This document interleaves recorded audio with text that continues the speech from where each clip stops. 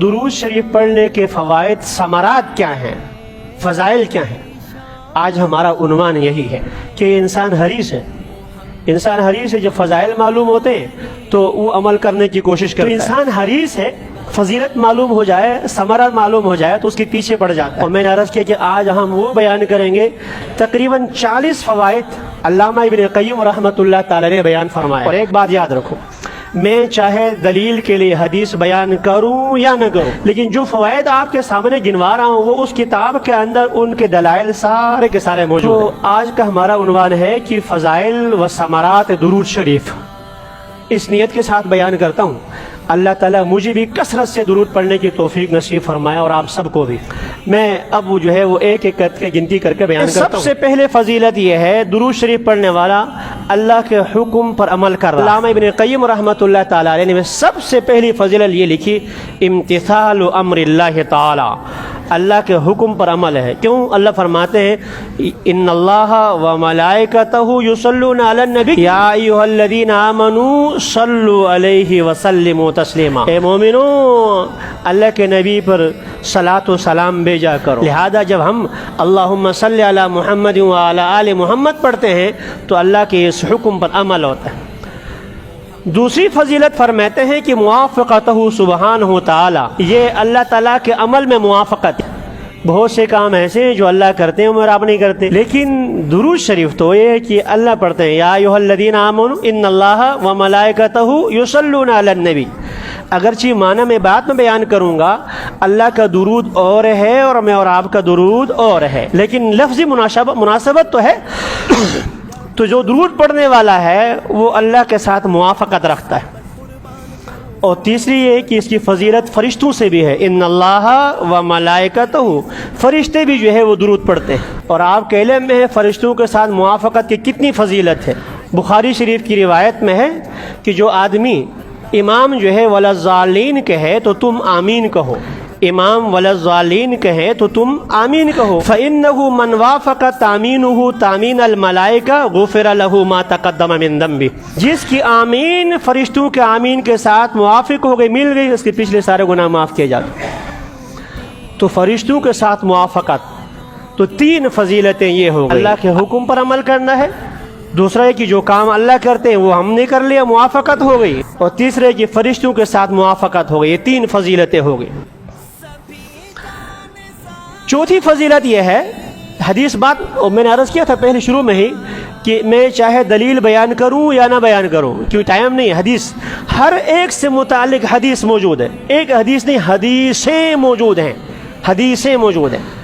چوتھی فضیلت یہ ہے رسول اکرم صلی اللہ علیہ وسلم پر درود پڑھنے والا حصول 10 صلوات من اللہ، اللہ کی طرف سے 10 مرتبہ درود. من صلی علیہ مرتن صلی اللہ علیہ 10، جو مجھ پر 1 مرتبہ درود پڑھتا ہے اللہ اس پر 10 رحمتیں 10 درود بھیجتے ہیں.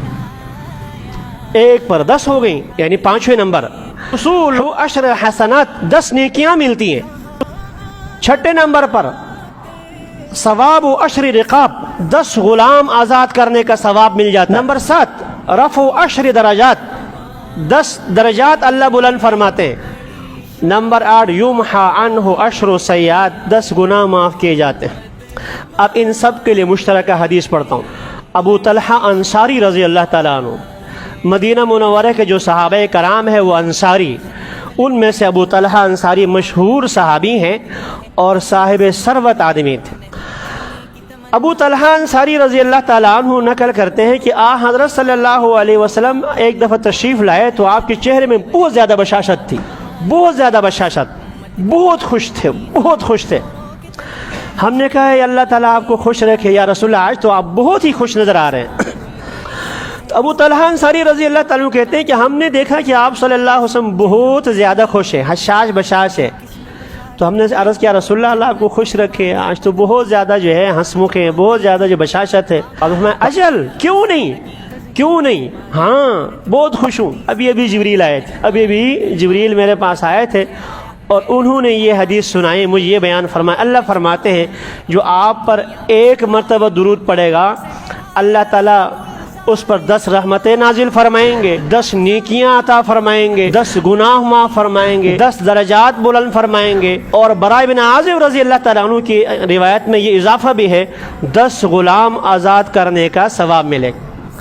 اور ایک غلام آزاد کرنے کا ثواب یہ ہے، رسول اکرم صلی اللہ علیہ وسلم نے ارشاد فرمایا، جو آدمی کسی غلام کو آزاد کرتا ہے، اس کے ایک ایک عضو کے بدلے میں، اس کے ایک ایک عضو کے بھئی ایک غلام آزاد کر دیا تو اس کا سر بھی آزاد ہو گیا، کان بھی آزاد ہو گیا، ہاتھ پاؤں بھی، پورا جسم آزاد ہو گیا۔ فرمایا جو آدمی کسی غلام کو آزاد کرتا ہے، اس کے ایک ایک عضو کے بدلے میں اللہ اس آزاد کرنے والے کے عضو کو جہنم پر حرام کر دیتے ہیں، جہنم سے خلاصی نصیب فرماتے۔